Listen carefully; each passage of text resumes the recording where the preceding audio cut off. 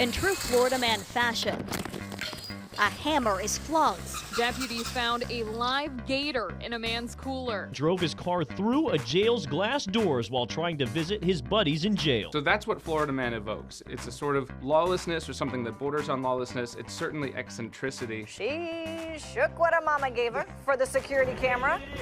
And it's something that also sort of pegged to what makes Florida unique as a state. As far as you can read into Google, you'll find an almost endless supply of head-scratching headlines with Florida Man in the title. And as FGCU philosophy professor Dr. Landon Frim explains, there's typically a common theme. Yeah, that's right. One of their most recent stories that I saw was Florida man accused of assault with a deadly weapon for throwing a live alligator through a Wendy's drive-thru window. So what is Florida Man, and where does the cultural phenomenon come from? Well, that's what we're here to find out.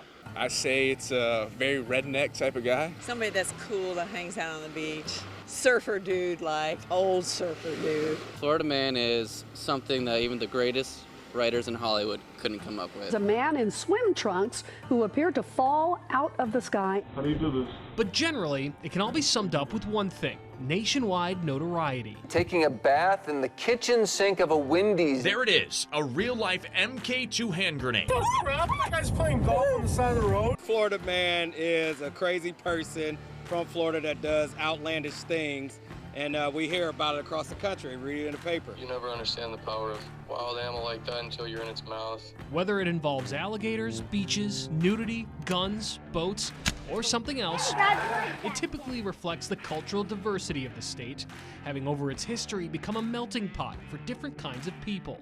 I guess there's like a lot of different types of Florida. You got like the senior citizens on one end, you get like the bougie international people on the other end, and then at the top, you get like all the college students. So it's like this nice mixture of everyone.